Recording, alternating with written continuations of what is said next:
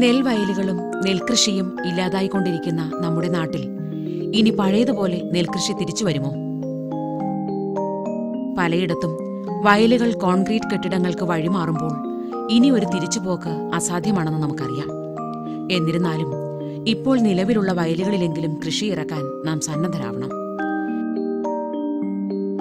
നെൽകൃഷി നഷ്ടമാണ്, തൊഴിലാളികളെ കിട്ടാനില്ല എന്നൊക്കെ പറയുമ്പോഴും കഴിഞ്ഞ 32 വർഷമായി തന്റെ 2.5 ഏക്കർ നിലത്തിൽ നിരന്തരമായി ഇരിപ്പൂവ് കൃഷി ചെയ്തു പോരുന്ന ഐഷ ബീവിയെ നമുക്കിന്ന് പരിചയപ്പെടാം.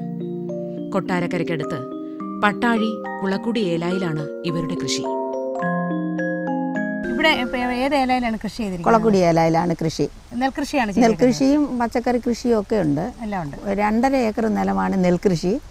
പിന്നെ ഒരു ഏതാണ്ട് 1 ഏക്കർ നിലത്തോളവും ചീനി, വാഴ, പച്ചക്കറി കൃഷികൾ അങ്ങനെയുണ്ട്.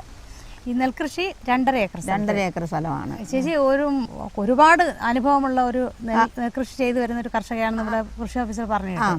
എത്ര വർഷമായിട്ട് നെൽകൃഷി സ്ഥിരമായിട്ടൊരു 32 വർഷം കൊണ്ട് സ്ഥിരം 2 വിളവും ചെയ്യുന്നുണ്ട്. 1-ാം വിളയും 2-ാം വിളയും കൃഷി ചെയ്യുന്ന ഒരു വ്യക്തിയാണ് ഞാൻ. ഏതൊക്കെ വിത്തുകളാണ്? വിത്തുകൾ ജ്യോതി വിത്ത്, കാഞ്ചന, ഊമ, ഇങ്ങനെ വിത്തുകൾ ഓരോ സമയത്തും കാലാകാലങ്ങളിൽ ഈ പ്രാവശ്യം ഈ വിളവിന് ചെയ്യുന്ന വിത്ത് അടുത്ത പ്രാവശ്യം ചെയ്യത്തില്ല, അത് പിന്നത്തെ പ്രാവശ്യം. അപ്പം ഉമയുണ്ട്, കാഞ്ചനയുണ്ട്, ഐശ്വര്യ എന്ന് പറഞ്ഞൊരു വിത്തുണ്ട്. പിന്നെ ഇങ്ങനെ വിത്തുകൾ മാറി മാറിയാണ് കൃഷി ചെയ്യുക. ഏറ്റവും കൂടുതൽ ലാഭം കിട്ടുന്ന അല്ലെങ്കിൽ ഗുണമുണ്ടാകുന്ന വിത്ത് ഏതാണ്? അത് കാഞ്ചനയാണ്. കാഞ്ചനയും ജ്യോതിയാണ് ഏറ്റവും നല്ല വിളവ് കിട്ടുന്നത്. അത് ഏത് കാലാവസ്ഥയിലും ഈ കാഞ്ചനയുടെ പൂ പൊഴിഞ്ഞു പോകത്തില്ല, നല്ല വിളവ് കിട്ടുന്ന ഒരു വിത്താണ്. പിന്നെന്താ ഇങ്ങനെ മാറി മാറി ചെയ്യുന്നത്? മാറി നമ്മൾ ഇപ്പം ചെയ്യുന്ന വിള കൃഷി അടുത്ത ആ വിത്ത് ചെയ്താൽ അത്രയും നൽപ്പ് കിട്ടത്തില്ല. അപ്പോൾ ഒന്ന് മാറി ചെയ്യുന്നതാണ് നല്ലത്. ഈ 2.5 ഏക്കർ സ്ഥലത്ത് നെൽകൃഷി ചെയ്യുന്നുണ്ട്. ഒറ്റയ്ക്കാണോ ചെയ്യുന്നത്? ഞാൻ കൃഷി പാടത്ത് എനിക്ക് വേറെ കൂലിക്ക് ജോലിക്കാരുണ്ട്, പക്ഷെ കൂടുതലും ജോലി ഞാൻ ഒറ്റയ്ക്ക് ചെയ്യും. നെൽകൃഷിയെ പ്രോത്സാഹിപ്പിക്കാനായി സംസ്ഥാന കേന്ദ്ര ഗവൺമെന്റുകൾ വിവിധ സ്കീമുകളിലൂടെ പരമാവധി സഹായം കർഷകർക്ക് ഇപ്പോൾ ലഭ്യമാക്കുന്നുണ്ട്. അതുകൊണ്ട് ചെറിയൊരു തുക മാത്രമേ നെൽകൃഷിക്കായി സ്വന്തം കയ്യിൽ നിന്നും കർഷകർക്ക് മുടക്കേണ്ടതായി വരുന്നുള്ളൂ. അപ്പോൾ ഇതിനൊക്കെയുള്ള സാമ്പത്തികം നമ്മുടെ കയ്യിൽ നിന്ന് തന്നെയല്ലേ? സാമ്പത്തികം ഒരുപാടൊന്നുമില്ല. നമ്മൾ ആദ്യം കുറച്ച് പൈസയൊക്കെ ചിലവാക്കി കൃഷി ഇറക്കി കഴിഞ്ഞാൽ നമുക്ക് കൃഷിക്കകത്തുനിന്ന് നല്ല ലാഭമുണ്ട്. കൃഷിഭവനിൽ നിന്ന് നമുക്ക് വിത്തുണ്ട്, വളമുണ്ട്, കൂട്ടുകൂലിയുണ്ട്, ഉൽപ്പാദന ബോണസുണ്ട്. കൃഷി നാശം വന്ന സാറിൻ്റെ ഞങ്ങളുടെ കൃഷി ഓഫീസറുടെ അപേക്ഷ കൊടുത്താൽ വലിയ കാലതാമസം ഇല്ലാതെ കൃഷിനാശത്തിനുള്ള കാശ് കിട്ടുന്നുണ്ട്. അപ്പോൾ അത് കൃഷി നഷ്ടമേ അല്ല, കൃഷി നല്ല ലാഭകരമാണ്. ഏറ്റവും നല്ല രീതിയിൽ പ്രകൃതിക്ക് ഒത്ത് നമ്മൾ കൃഷി ചെയ്യാമെങ്കിൽ ഏറ്റവും കൂടുതൽ നല്ല ആദായം കിട്ടുന്ന ഒരു കൃഷിയാണ് നെല്ല്. പക്ഷേ അത് വിളവെടുക്കുന്ന സമയവും പിന്നെ വിളവിറക്കുന്ന സമയവും നമ്മൾ ഒത്തിരി ബുദ്ധിമുട്ടും. അതുകൊണ്ടാണ് ഈ മനുഷ്യർ കൃഷിയിൽ നിന്നും പിന്മാറുന്നത്. അത് ഏതാണ്ട് എന്ത് ബുദ്ധിമുട്ടാണ്? ഒന്ന് ജോലിക്കാരുടെ ഒരു ദൗർലഭ്യമുണ്ട്. ജോലിക്കാരെ നമ്മൾ ആ സമയത്ത് വിളിച്ചാൽ നമുക്ക് കിട്ടത്തില്ല. അപ്പോൾ അങ്ങനെ വരുമ്പം അതൊരു ബുദ്ധിമുട്ടാണ്. അത് കഴിഞ്ഞിട്ട് നമ്മൾ വിളവെടുക്കുന്ന സമയം ഈ കാലാവസ്ഥ മോശമാണെങ്കിലും ഈ മറ്റ് തൊഴിലിനൊക്കെ പോകുന്നതുകൊണ്ട് ഈ കൃഷിക്കാരുടെ കൂടെ സഹായിക്കാൻ ആൾക്കാർ കുറയും. നമ്മുടെ വിളവെടുക്കുന്നതിന് ഇത്തിരി ബുദ്ധിമുട്ടും. പിന്നെ നമ്മൾ കൃഷിഭവനിൽ നിന്നും ബ്ലോക്കിൻ്റെയും സഹായത്താലെ മേതിയന്ത്രം, പിന്നെ കാലാവസ്ഥ നല്ലതാണെങ്കിൽ കൊയ്ത്ത് മെഷീൻ, ഇതൊക്കെ ഉള്ളത് കൊണ്ട് വലിയ ബുദ്ധിമുട്ടില്ല. എങ്കിലും ഇപ്പോൾ ജോലിക്കാരെ കിട്ടാനാണ് ബുദ്ധിമുട്ട്. ഇതാണോ കൃഷി ചെയ്യുന്നതിൽ ഏറ്റവും വലിയ ബുദ്ധിമുട്ട്? ജോലിക്കാരെ കിട്ടത്തില്ല. അഥവാ അവർ വരുവാണെങ്കിൽ അവർ ചോദിക്കുന്ന കാശ് കൊടുക്കുക, അവർ എന്തെങ്കിലുമൊക്കെ ചെയ്യുക. അതാണ് ഈ വരുന്നത്. കൊയ്ത്താണ് ഏറ്റവും പ്രധാനം. അപ്പോൾ ഇങ്ങനെയുള്ളൊരു ബുദ്ധിമുട്ട് പരിഹരിക്കുന്നതിന് വേണ്ടിയിട്ട് എന്ത് ചെയ്യണമെന്നാണ് ചേച്ചി പറയുന്നത്? ഇപ്പം ഇങ്ങനെയുള്ള ബുദ്ധിമുട്ട് പരിഹരിക്കാൻ നമ്മൾ ഒറ്റപ്പെട്ടോ കൂട്ടായ്മയായോ പറഞ്ഞിട്ട് കാര്യമില്ല. മനുഷ്യർ ബോധവൽക്കരണമായി മുമ്പോട്ട് വരണം. കൃഷി ചെയ്തെങ്കിലേ നമുക്ക് ആഹാരത്തിനുള്ള ദാരിദ്ര്യം മാറുകയുള്ളൂ എന്ന് സ്വയം മനസ്സിലാക്കി മുമ്പോട്ട് വന്നെങ്കിലേ ഒക്കൂ, അല്ലാതെ വേറെ ആരെയും പറഞ്ഞിട്ട് കാര്യമൊന്നുമില്ല. ഈ കൊയ്യുന്ന നെല്ലെല്ലാം എവിടെയാണ് കൊണ്ടുപോകുന്നത്? കൃഷിഭവനിൽ നിന്ന് കഴിഞ്ഞ പ്രാവശ്യം നെല്ലെടുക്കുന്നുണ്ടായിരുന്നു, അങ്ങനെ നെല്ല് കൊടുത്തു. പിന്നെ അതല്ലാതെ കൃഷിഭവനിൽ നിന്ന് നെല്ലെടുക്കുന്നതിന് അല്പം താമസമോ അല്ലെങ്കിൽ ഒരു പൂലെ നെല്ലെടുക്കാതെ വരുവാണെങ്കിൽ പ്രൈവറ്റായിട്ടുള്ള കമ്പനിക്കാർ എൻ്റെ നമ്പർ അറിയാം, അവർ വിളിക്കും. അവല് കമ്പനി, പൊടിയരി മില്ല്, ഇവരൊക്കെ കൊണ്ടുപോകും. എല്ലാം നമ്മുടെ ലോക്കലായിട്ട് തന്നെ അങ്ങ് പോകും. നമ്മുടെ ആവശ്യത്തിനും അടുത്ത വിത്തിനുമുള്ള നെല്ല് വീട്ടിൽ ശേഖരിച്ചും കൊണ്ട് ബാക്കിയൊക്കെ പോകും. അവരത് നല്ല വില തന്ന് തന്നെ കൊണ്ടുപോകും. ഇപ്പോൾ തോനെ നെല്ല് എന്ന് വെച്ചാൽ ഒരു ഒരു ഏതാണ്ടൊരു 4,000-5,000 കിലോ നെല്ല് എനിക്ക് കൊടുക്കാനുള്ളത് കൊണ്ട് എല്ലാവർക്കും 15-16 രൂപ വിലയ്ക്ക് ഇടുന്ന നെല്ല് എനിക്ക് 20 രൂപ വിലയൊക്കെ ഇട്ട് അവർ നെല്ല് കൊണ്ടുപോയിക്കോളും. കാര്യം എനിക്ക് ഒത്തിരി കൃഷിയുണ്ട്. എന്നെ അവിലുകാർക്കറിയാം, പൊടിയേരി മില്ലുകാർക്കറിയാം. എൻ്റെ നമ്പർ അവർക്കുണ്ട്. അവർ വിളിച്ച് ചോദിക്കും, അവർക്ക് കൊടുക്കും. ഇപ്പോൾ നെൽകൃഷി എന്ന് പറയുന്നത് ഭയങ്കര നഷ്ടമാണ്, വളരെ ജോലി ചെയ്യാൻ വളരെ കഷ്ടപ്പാടാണ്. ജോലി ചെയ്യുന്നത് കഷ്ടപ്പാടാ സാറേ. നമ്മൾ ഈ സാരിയൊക്കെ ഉടുത്ത് ഇങ്ങനെ നടക്കുന്ന ആളുകൾക്ക് ചെളിയിൽ ഇറങ്ങുന്നത് ബുദ്ധിമുട്ടാണെന്നുള്ളതേ ഉള്ളൂ. നെൽകൃഷി ലാഭകരമാണ്, വളരെ ലാഭമുള്ള 3 മാസം കൊണ്ട് അല്ലെങ്കിൽ 120 ദിവസം കൊണ്ട് ആദായം എടുക്കാനൊക്കുന്ന, അത് മൊത്തത്തിലൊരാദായം കിട്ടുന്ന നല്ല ഒരു കൃഷി എന്ന് പറയുന്നത് നെല്ല് കൃഷി തന്നെ. ഏറ്റവും പ്രധാനം കൊടുത്തിരിക്കുന്നത് ഞാൻ നെൽകൃഷിക്കാണ്. കൊല്ലം ജില്ലയിൽ ഏറ്റവും കൂടുതൽ നെൽകൃഷി ചെയ്യുന്ന 5 വയലേലകൾ പട്ടാഴിയിലാണുള്ളത്. കേരളത്തിലെ പഴയ പല പാടശേഖരങ്ങളും ഇന്ന് തരിശായി കിടക്കുമ്പോൾ കൃഷിഭവന്റെ പ്രോത്സാഹനത്തോടെ ഇവിടുത്തെ കർഷകർ ഇന്നും നെൽകൃഷി തുടർന്നു പോരുന്നു. ഇവിടുത്തെ മൊത്തത്തിലുള്ള നെൽകൃഷിയെ പറ്റിയെന്ന് പറയാം. മൊത്തത്തിലുള്ള നെൽകൃഷി എന്ന് പറഞ്ഞാൽ ഇന്ന് കൊല്ലം ജില്ലയിൽ ഏറ്റവും കൂടുതൽ നെൽകൃഷി ചെയ്യുന്ന ഒരു പഞ്ചായത്താണ് പട്ടാഴി. ഇതിപ്പോൾ തന്നെ നിങ്ങൾ തന്നെ പറഞ്ഞില്ലേ, സംസ്ഥാന ഇത് ഇത്രയേറെ നെൽകൃഷി ഉള്ളത്. അതിനെ ഈ കൃഷി ഇത്രയും വികസിക്കാനുള്ള പ്രധാനപ്പെട്ട കാരണം ഇപ്പം നമ്മൾ മുമ്പ് പറഞ്ഞപ്പോൾ ഞങ്ങളുടെ കൃഷി ഓഫീസറുടെ ഒരു സഹായമാണ്. പുള്ളി വേണ്ട ഗവൺമെൻറ്റിൽ നിന്നും പിന്നെ അതുപോലെ പഞ്ചായത്തുകളിൽ നിന്നുമൊക്കെ കിട്ടുന്ന സഹായങ്ങൾ അവരുടെ എല്ലാം ഞങ്ങളെ അറിയിക്കുകയും ഞങ്ങൾക്ക് വേണ്ടുന്ന സഹായങ്ങൾ അവർ ചെയ്തു തരികയും ചെയ്യുന്നത് കൊണ്ടാണ് ഈ പട്ടാഴിയിൽ ഇത്രയും നെൽകൃഷി ഉള്ളത്. ഒരു മൊത്തത്തിലുള്ള പാടശേഖര സമിതികളുടെ പ്രസിഡന്റ് എന്ന നിലയിൽ ഒരു കാര്യം ചോദിക്കും, നിങ്ങൾക്ക് ഈ നെൽകൃഷി മുന്നോട്ട് കൊണ്ടുപോകുന്നതിന് എന്തെങ്കിലും ബുദ്ധിമുട്ടുണ്ടോ? ബുദ്ധിമുട്ടുകളുണ്ട്. അത് തൊഴിലാളികളുടെ പ്രശ്നമാണ് ഏറ്റവും വലിയ ബുദ്ധിമുട്ട്. ഇപ്പോൾ തന്നെ ഈ എൻ്റെ ഒരു നിർദ്ദേശം എന്ന് പറയുന്നത് ഗവൺമെൻറ്റിൻ്റെ ശ്രദ്ധയിൽപ്പെടുത്താൻ ഞങ്ങൾ ഓഫീസറുടെ അടുത്തൊക്കെ പറഞ്ഞിട്ടുണ്ട്. ഈ തൊഴിലുറപ്പ് പദ്ധതി എന്ന് പറയുന്ന ഒരു പദ്ധതിയുണ്ട്. അത് ഈ കാർഷിക മേഖലയിലേക്ക് അവരെ ഉൾപ്പെടുത്തിയിട്ടില്ല ഇതുവരെ. അപ്പോൾ അവരെ പിന്നെ അടിയന്തരമായിട്ട് ഇതുമായി ബന്ധപ്പെട്ട് അവരെ കൂടി ഇതിനകത്ത് തന്നു കഴിഞ്ഞാൽ ഈ കൃഷി ഇവിടെ നിന്നുള്ളതല്ല, കേരളത്തിൽ ഗംഭീരമായ രീതിയിൽ ഈ നെൽകൃഷി പിന്നെ നമുക്ക് മുന്നോട്ട് കൊണ്ടുപോകാൻ കഴിയും. അതായത് കൂലിക്കെടുത്ത് ആളുകളെ ജോലിക്ക് നിർത്തുമ്പോൾ നമ്മൾ ഒരുപാട് പൈസ ഒരുപാട് പിന്നെ അത് ഉൽപ്പാദന ചിലവ് ഈ കൂടാകുമ്പോൾ ഭയങ്കര നഷ്ടത്തിലേക്ക് പോകും. നമ്മളിപ്പോൾ ഒന്നാമത് തൊഴിലാളികളെ കിട്ടാനില്ല, അതാണ് ഒരു വലിയ പ്രശ്നം. തൊഴിലുറപ്പുകാരുണ്ട്, അവരെ പിന്നെ ഇത് കൊയ്യുന്നതിനും പിന്നെ മെതിക്കുന്നതിനുമൊക്കെ അവരുടെ ഒരു സഹായം കിട്ടാമെങ്കിൽ വളരെ നല്ലതായിരിക്കും. നെൽകൃഷിയിൽ നിന്നും അകന്നുപോയതിനെക്കുറിച്ച് ഇന്നത്തെ തലമുറയ്ക്ക് പല കാരണങ്ങളും പറയാനുണ്ടാവും. എന്നാൽ പാരമ്പര്യ നീർത്തടങ്ങളും ജൈവസമ്പത്തും ഭക്ഷ്യസുരക്ഷയും ഒരുപോലെ നിയന്ത്രിച്ചു പോന്നിരുന്ന നമ്മുടെ വയലേലകൾ നശിക്കുന്നതോടെ പരിസ്ഥിതിയുടെ സന്തുലിതാവസ്ഥ തന്നെ ഭീഷണിയിലാകുമെന്ന് മറക്കാതിരിക്കുക. അപ്പോൾ ഇത്രയൊക്കെ മേന്മയുള്ള ഒരു വിഷയമാണ്, സംഭവമാണ് നെൽകൃഷി. എന്നിരുന്നാൽ പോലും പിന്നെ എന്തുകൊണ്ടാണ് നമ്മൾ നെൽകൃഷിയിൽ നിന്ന് പുറകോട്ട് പോയിക്കൊണ്ടിരിക്കുന്നത്? അത് മുമ്പേ ഐഷ ബേബി അമ്മ പറഞ്ഞ ഒറ്റ വാക്യമുള്ളൂ സാറേ. സാരി ഉടുക്കുന്നവർക്ക് അല്ലെങ്കിൽ മറ്റു ചെയ്യുന്നവർക്ക് ചില ബുദ്ധിമുട്ടുകൾ.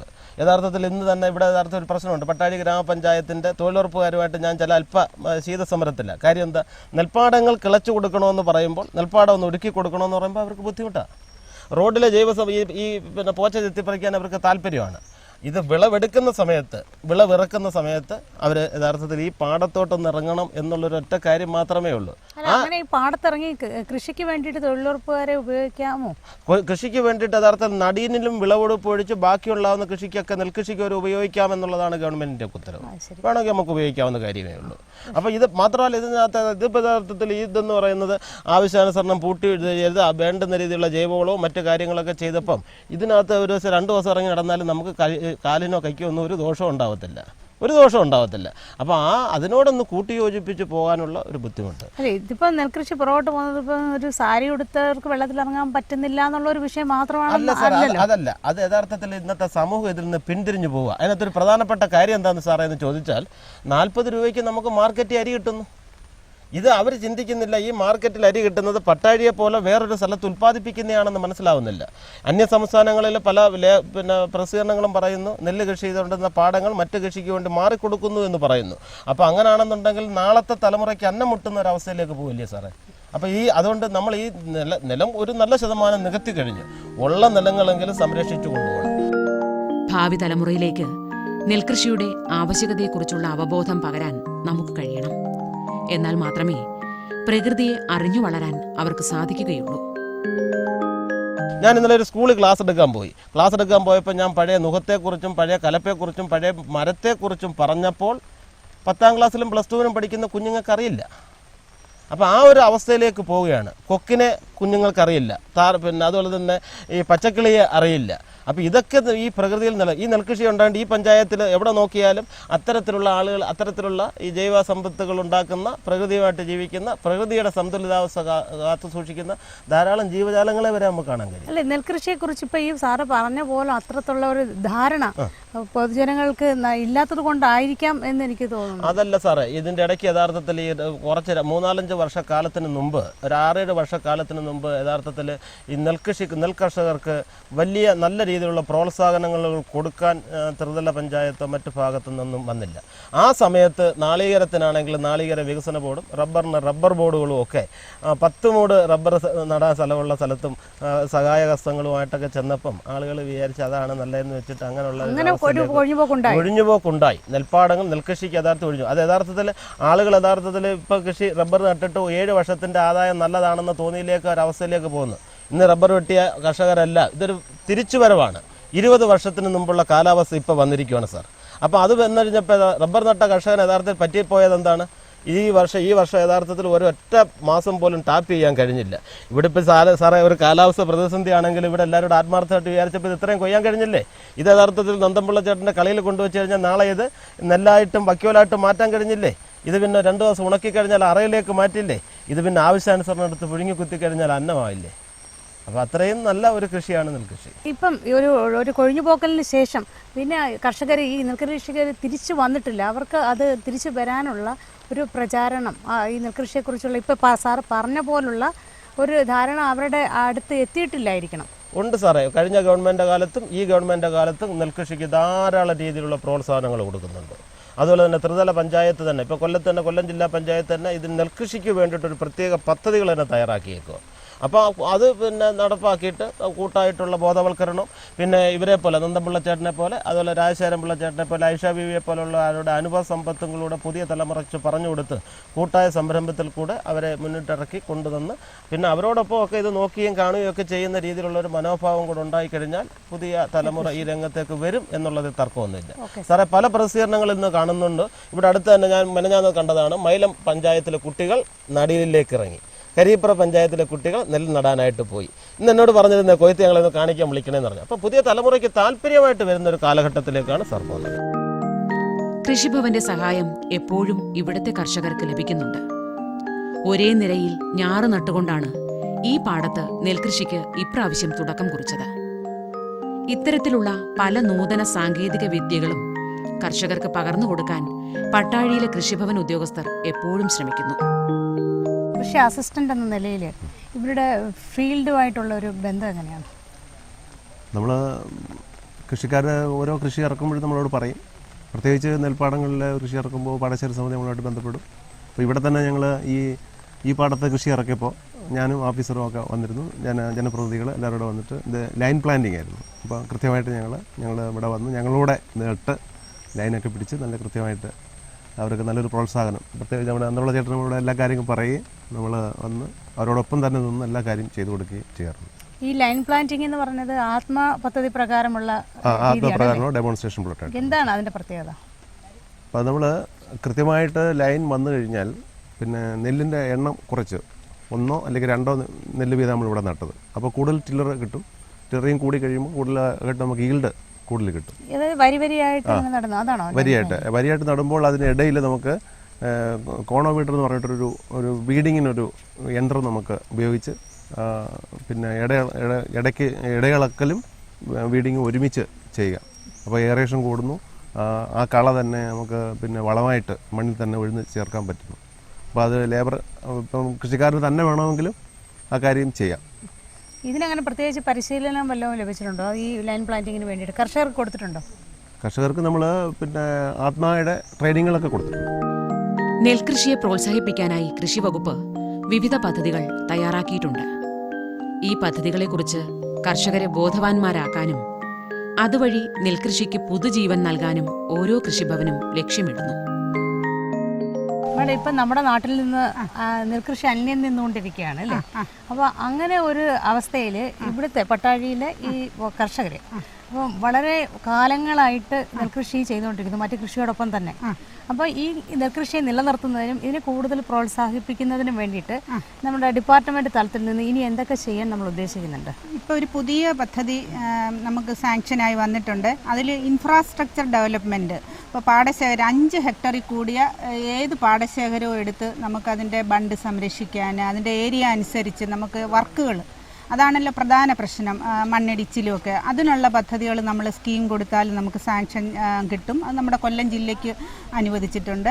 പിന്നെ അതുകൂടാതെ ഈ പാടശേഖര സമിതിക്ക് ചെറുതായിട്ട് മീറ്റിംഗ് കൂടാൻ അങ്ങനെയുള്ള ഫണ്ടിലേക്ക് 200 രൂപ ഒരു ഹെക്ടറിന് അങ്ങനെ. അപ്പോൾ അത് അതിൻ്റെ ഏരിയ അനുസരിച്ച് നമുക്ക് കിട്ടും. എല്ലാം ഇതിൻ്റെ പൊതുവായ നിബന്ധന 5 ഹെക്ടറിൽ കൂടിയ പാടശേഖരങ്ങളാണ് ഇതിനെടുക്കുന്നത്. അപ്പോൾ അങ്ങനെ ചെയ്യാനായിട്ട് ഒരുപാട് സ്ഥലം ഇല്ലാത്തവർ എന്ത് ചെയ്യും? പാട്ടത്തിനടുത്ത് അങ്ങനെ കൃഷി ചെയ്യും? അല്ല, 5 ഹെക്ടർ എന്ന് പറയുന്നത് നമ്മൾ പല കൃഷിക്കാരെ കൂട്ടിയുള്ള ഒരു ക്ലസ്റ്റർ പോലെയാണ്. ക്ലസ്റ്റർ ആയിട്ടാണ്, അല്ലാതെ ഓരോരുത്തരോട് അല്ലല്ല, ഓരോരുത്തർക്കല്ല. 10 സെന്റ് ആണെങ്കിലും ഇതിൽ ഉൾപ്പെടും. പട്ടാഴി പ്രദേശത്തെ തരിശു നിലങ്ങൾ കണ്ടെത്തി നെൽകൃഷി വ്യാപകമാക്കുക എന്നതാണ് ഇവിടുത്തെ പഞ്ചായത്തിന്റെ ലക്ഷ്യം. നെൽകൃഷിക്ക് ആവശ്യമായ എല്ലാ സഹായങ്ങളും ത്രിതല പഞ്ചായത്തിന്റെ നേതൃത്വത്തിൽ കർഷകർക്ക് നൽകുന്നു. ഈ നെൽകൃഷി കുറേ കാലം കൊണ്ടേ നമ്മൾ കുറേ സ്ഥലത്ത് നിന്ന് ഇതൊക്കെ മാറി മാറി പോയിക്കൊണ്ടിരിക്കുന്ന ഒരു അവസ്ഥയാണ്. അപ്പോൾ നിങ്ങൾ ഇവിടെ വീണ്ടും നെൽകൃഷി സ്ഥിരമായി ചെയ്തുകൊണ്ടിരിക്കുന്നതിൻ്റെ കാരണം എന്താണ്? അത് ഇവിടെ കുറച്ച് തരിശു ഭൂമി ഉണ്ടായിരുന്നു. അതിപ്പോൾ നമ്മുടെ കൃഷി ഓഫീസറും പഞ്ചായത്തും ഇടപെട്ട് തരിച്ചു കിടക്കുന്ന ഭൂമികളെല്ലാം തന്നെ സമഗ്രമായ നെൽകൃഷി വികസനത്തിൽ ഉൾപ്പെടുത്തിക്കൊണ്ട് അവർ കർഷകർക്ക് വേണ്ടുന്ന ആനുകൂല്യങ്ങൾ കൊടുത്ത് അവരെ കൃഷിക്ക് ഇറക്കി. അത് ഉദ്ദേശമാണ്.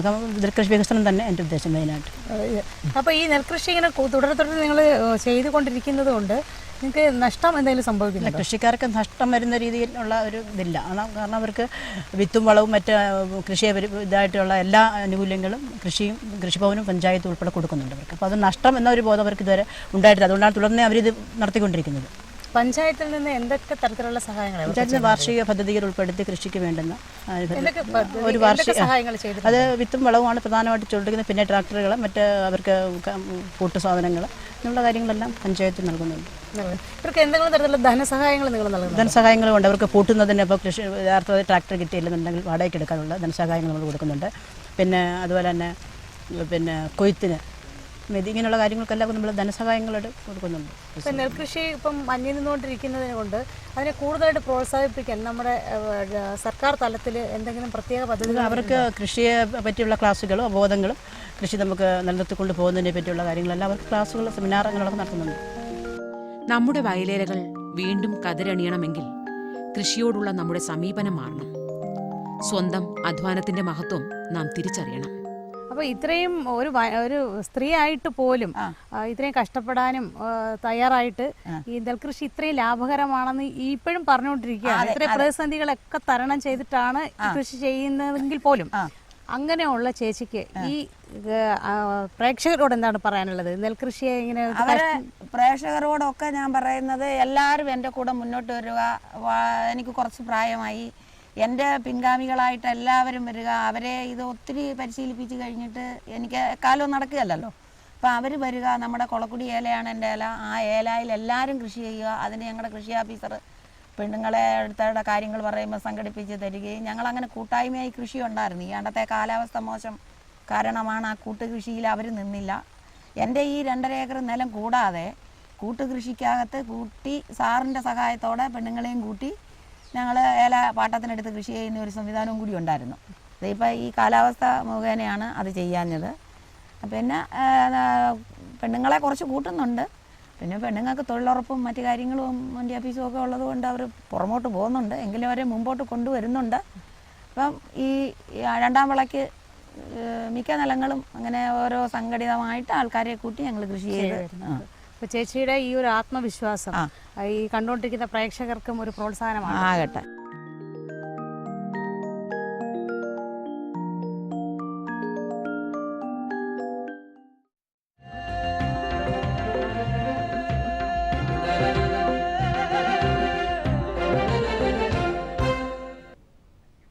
നമസ്കാരം. ദൂരദർശൻ കാർഷിക വാർത്തകളിലേക്ക് സ്വാഗതം. പ്രധാന വാർത്തകൾ. ജൈവ കൃഷിക്കും ജൈവവള നിർമ്മാണത്തിനും ധനസഹായം. ക്ഷീര കർഷകർക്ക് സൗജന്യ നിരക്കിൽ ചാഫ് കട്ടറുകൾ നൽകുന്നു. 5 ഹെക്ടർ പച്ചക്കറി കൃഷിക്ക് 75,000 രൂപ സബ്സിഡി. വാർത്തകൾ വിശദമായി. സമ്പൂർണ്ണ ജൈവകൃഷി നടപ്പാക്കുന്നതിന്റെ ഭാഗമായി സംസ്ഥാന ഹോർട്ടികൾച്ചർ മിഷൻ ജൈവകൃഷിക്ക് ധനസഹായം നൽകുന്നു. ചെറുകിട കർഷകർക്ക് ഏക്കറിന് 8,000 രൂപ മുതൽ കൃഷിക്ക് ചിലവാക്കിയ തുകയുടെ 50% വരെ സബ്സിഡിയായി നൽകും. കൂടാതെ ജൈവവളങ്ങളും ജൈവ കീടനാശിനികളും ഉൽപ്പാദിപ്പിക്കുന്ന സംരംഭകർക്ക് പ്രതിവർഷം 200 ടൺ ഉൽപ്പാദനശേഷിയുള്ള യൂണിറ്റുകൾക്ക് പരമാവധി 40 ലക്ഷം രൂപ വരെ സബ്സിഡിയായി ലഭിക്കുന്നതാണ്.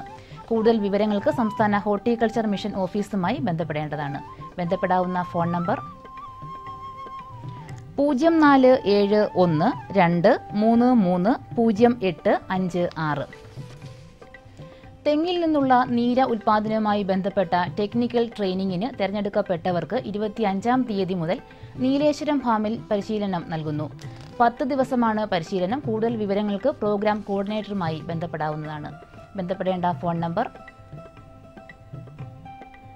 9447692563.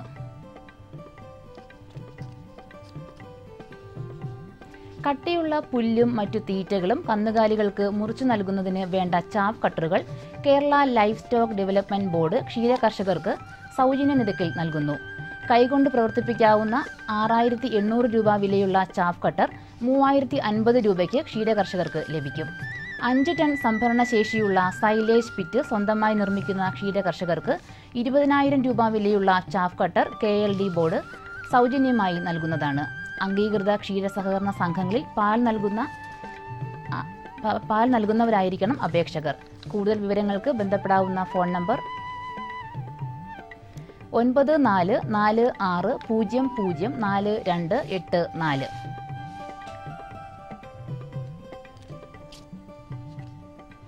പച്ചക്കറി കൃഷി വ്യാപന പദ്ധതി പ്രകാരം കുറഞ്ഞത് 5 ഹെക്ടറിൽ പച്ചക്കറി കൃഷി നടത്തുന്ന കർഷക സംഘങ്ങൾക്ക് 75,000 രൂപ സബ്സിഡി ലഭിക്കും. താൽപ്പര്യമുള്ള കർഷകർ ഈ മാസം 30-നകം കൃഷിഭവനുകളുമായി ബന്ധപ്പെടേണ്ടതാണ്. ജൈവ കൃഷി വികസന പദ്ധതി പ്രകാരം കാഞ്ഞങ്ങാട് ബ്ലോക്കിൽ ഉൾപ്പെട്ട അജാനൂർ, പള്ളിക്കര, ഉദുമ, പുല്ലൂർ പെരിയ, മടിക്കൈ, കാഞ്ഞങ്ങാട് എന്നീ കൃഷിഭവനുകൾ വഴി മണ്ണിര കമ്പോസ്റ്റ് യൂണിറ്റിനും റൂറൽ കമ്പോസ്റ്റ് കുഴി നിർമ്മാണത്തിനും സബ്സിഡി നൽകുന്നു. മണ്ണിര കമ്പോസ്റ്റ് യൂണിറ്റിന് 7,500 രൂപയും റൂറൽ കമ്പോസ്റ്റ് കുഴി നിർമ്മാണത്തിന് 4,500 രൂപയുമാണ് സബ്സിഡി. പദ്ധതി പ്രയോജനപ്പെടുത്താൻ ആഗ്രഹിക്കുന്ന കർഷകർ അതത് കൃഷിഭവനുകളിൽ ഒക്ടോബർ 5-ന് മുൻപായി അപേക്ഷ സമർപ്പിക്കേണ്ടതാണെന്ന് ബ്ലോക്ക് കൃഷി അസിസ്റ്റന്റ് ഡയറക്ടർ അറിയിച്ചു. പത്തനംതിട്ട നിരണം താറാവ് വളർത്തൽ ഫാമിൽ കാർഷിക ആവശ്യങ്ങൾക്ക് ഉപയോഗിക്കാവുന്ന താറാവ് വളം ലഭ്യമാണ്. കർഷകർക്ക് ബന്ധപ്പെടാവുന്ന ഫോൺ നമ്പർ 046927111898.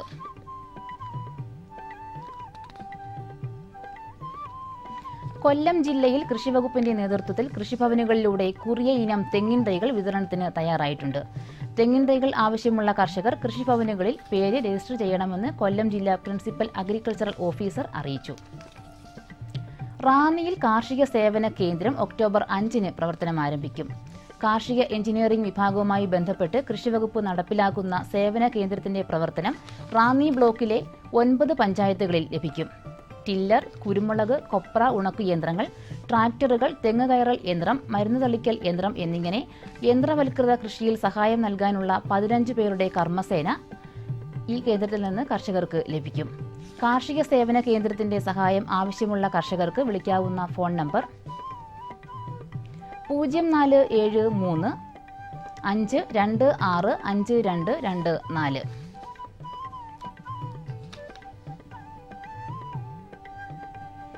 പാലക്കാട് ജില്ലയിലെ നെൽ കർഷകർക്ക് വിവിധ കാർഷിക യന്ത്രങ്ങൾ വാടകയ്ക്ക് ലഭ്യമാകും. മലമ്പുഴ കൃഷി അസിസ്റ്റന്റ് എക്സിക്യൂട്ടീവ് എഞ്ചിനീയറുടെ ഓഫീസിൽ പേര് രജിസ്റ്റർ ചെയ്യുന്ന കർഷകർക്ക് മിതമായ നിരക്കിൽ കാർഷിക യന്ത്രങ്ങൾ നൽകുന്നു. കൊയ്ത്തിനു വേണ്ട കമ്പൈൻ ഹാർവെസ്റ്റർ ഓപ്പറേറ്റർ അടക്കം മണിക്കൂറിന് 1,300 രൂപ നിരക്കിൽ ലഭിക്കുന്നു. താൽപ്പര്യമുള്ള കർഷകർ മലമ്പുഴയിലുള്ള അസിസ്റ്റന്റ് എക്സിക്യൂട്ടീവ് എഞ്ചിനീയറുടെ ഓഫീസുമായി ബന്ധപ്പെടേണ്ടതാണ്. ബന്ധപ്പെടാവുന്ന ഫോൺ നമ്പർ 0491 2816028.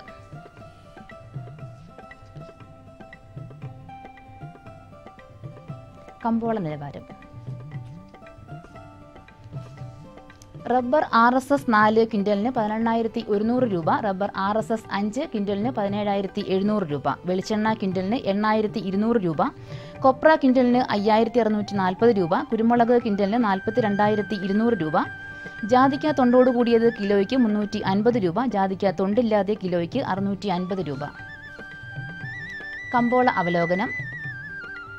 കുരുമുളക് വിപണി കൊച്ചിയിൽ ഗാർബിൾഡ് കുരുമുളക് ക്വിൻ്റലിന് 42,200 രൂപ, അൺഗാർബിൾഡ് കുരുമുളക് ക്വിൻ്റലിന് 40,200 രൂപ.